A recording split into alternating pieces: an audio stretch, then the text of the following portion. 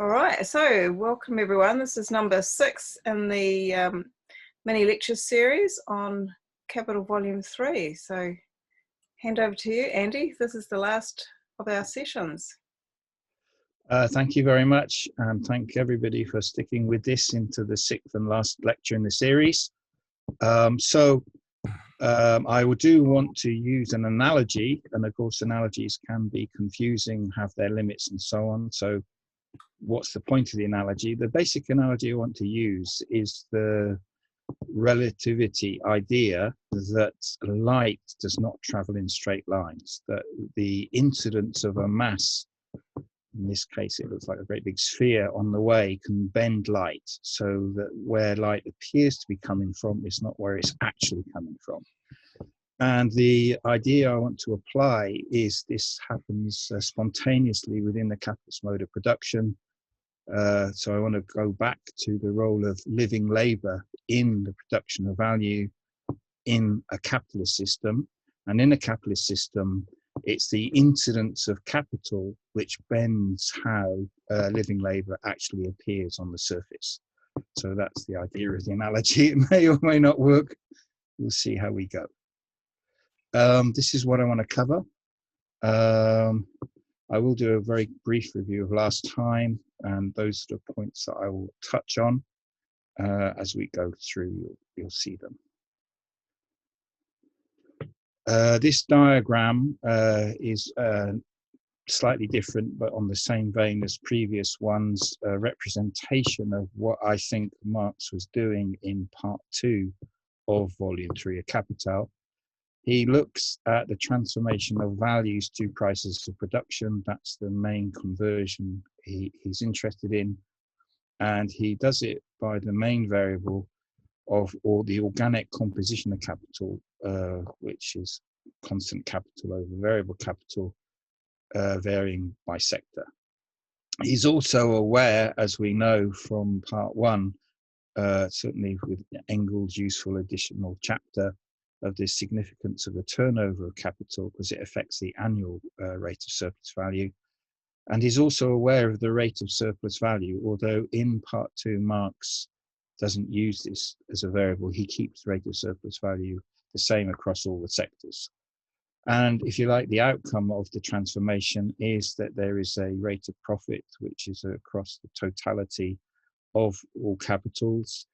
And there's a variation by sector of prices of production. So if you like, those are the sort of conceptual outputs of his procedure. Now, in previous lectures, I've argued my interpretation of what Marx is doing is to be sort of understood as a differential realization of surplus value, as distinct from a redistribution of surplus value. There is no process of redistribution. So wherever surplus value ends up, it has to be accounted for within this transformation process. I'll modify that. Now, the solution to within Marx's sort of schema, the solution which I've been putting forward is in particular that we do need to include back in differential rates of surplus value. And this may not be necessarily by sector, because the very dynamic of creating different rates of surplus value suggests different social relations between capital and labor. So one can imagine it as a region or a social region, such as a colony or a specifically oppressed group. Now, the outcome of this is a modification to, if you like, Marx's initial prices of production, to add in this the second variation. And what I also commented on has been that what this shows is the ratio that appears on the surface is not S over V, but the surplus value over variable capital, but profit over variable capital. Which is, if you like, the profit rate of exploitation as distinct from the rate of surplus value. Now, the thing that I've touched on, but I want to develop quite a lot more, is that what Marx has been assuming as, if you like, the input to his problem is that commodities in the capitalist system exchange at their simple exchange values. That is to say, their exchange value is an expression of the socially necessary labor time for their production and reproduction. And this is an issue I want to come back to in terms, basically, in this last lecture.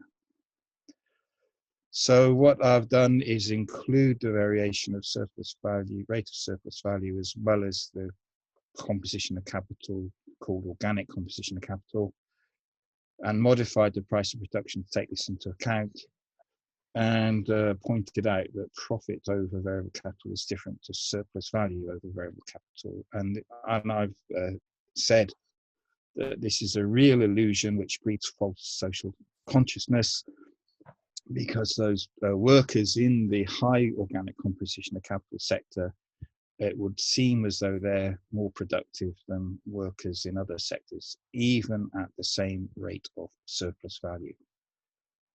Now, when you change the rate to surplus value, illusion still holds, but is even further amplified.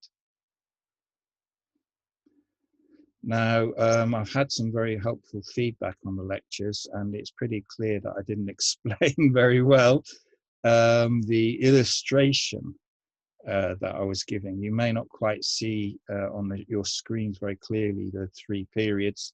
I had two countries, or two cases as they were presented, as case A and case B. And in case A, we had a declining rate of profit over time. So the rate of profit started at 20%, goes down to 12.5% in the second period, and then 7.5% in the third period. Now, what I didn't say, and I should have made clearer, is that this I consider to be capitalist country A. Okay. Now, what happens here is that the country, or the group of capitals which constitute a class, have an incentive to increase the rate of surplus value, especially in the sector or region which has the low organic composition of capital. And so we don't have time to go into the detail, but I broke this down further into suggested sectors, and the way that they can try to offset this decline is to increase the rate of surplus value in one or more sectors. Now we come to country B. The case here is of a tendency for the rate of profit to decline, but in a less marked way. How comes capitalist country B can offset more effectively the declining rate of profit than country A? And what I was trying to show is that if you look at its subsectors, then it's able to increase the rate of surplus value overall, because in particular it's able to increase the degree of exploitation in particular sectors. So that it had a greater capacity to increase the rate of surplus value. So what I'm trying to show here is that there's an inherent impulse dynamic within capitalism to secure more oppressive labor conditions. It's not an externality, it's part of the internal dynamic of the capitalist mode of production. And you can see, maybe, I don't know, at least in the red, you probably can just see we end up with rates of surplus value about 600% as compared to a starting point of 100%. And this is just to try to offset the declining rate of profit as the organic composition overall increases. So I'm trying to telegraph a bit more clearly the sort of scenario I was painting, which is of two capitalist countries operating independently of each other, but each dealing with the question of declining rate of profit and how it's offset. So also what I was trying to do here is to concatenate, put together what we study in sequence in volume 3, which is, first of all, we look at the different sectors of production as part of a whole and the formation of the general rate of profit. And then Marx moves on from there to, in part 3, to look at the decline in the general rate of profit once it's been formed. And of course, these are analytically different windows on the same process. So I was trying to sort of integrate these two to show how differentiation by sector